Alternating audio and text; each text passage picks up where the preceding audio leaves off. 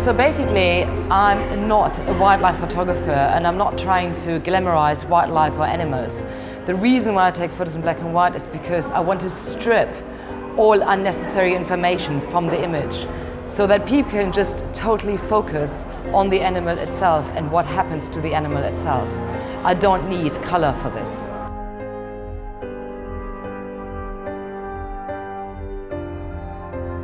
I basically just look around and see wherever there's a situation where I think animals need help. I go and I document what I see, but in a very creative way, probably more artistic than a photojournalist would do. And I just basically put all my heart and soul in how I feel about these animals. I package that into the photos, and I just hope that people can see what the situation is about these animals, and it's basically giving a voice to animals so that the animals can speak out about their situation, and hopefully people will listen to this and will try to help these animals. Like here, obviously this is more a symbolic photograph, but I'm hoping for this is called The Rebel, and I'm hoping that these animals are going to rebel against how they're being treated by human beings. So I think it's very important to also highlight not only how animals in captivity suffer, but also how we destroy their habitat. The reason why zoos claim that they need to have all these species to reproduce them in zoos is because they can no longer live in the wild.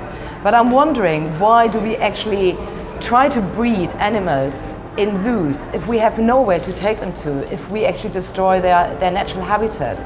Like this cheetah, for example, is photographed on burnt soil. There was a very, very big bushfire and everything was burned down. There was nowhere for animals to hide. This cheetah just appeared from this black soil for literally a few seconds, and I was very lucky to capture him like this. This photo won a major award, the European Wildlife Photographer of the Year award, a couple of years ago, and has really traveled the world. This photo has been seen worldwide because of this, which for me as an artist, of course, is just unbelievable that I get a message out worldwide with one photograph. This really gives the message we need to protect our habitat.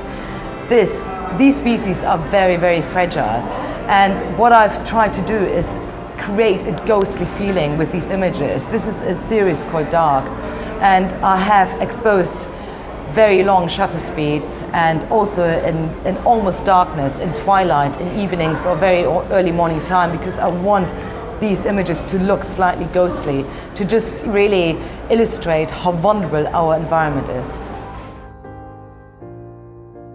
So for me personally, I don't believe that I'm superior to any other living creature, and I'm really questioning with these images how we take the liberty to treat animals like this. I mean, how do we dare take them out of their habitat and put them behind this glass, which is actually scratched by these apes?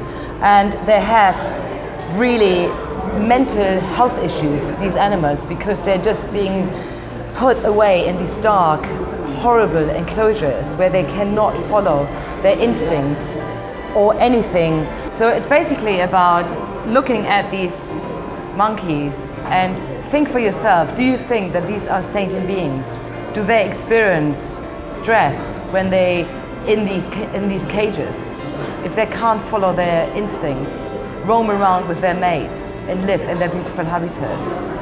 You know, I'm just really questioning this. I'm not pointing my finger at anyone and say, you're bad and you should do this, but just ask yourself what you see here.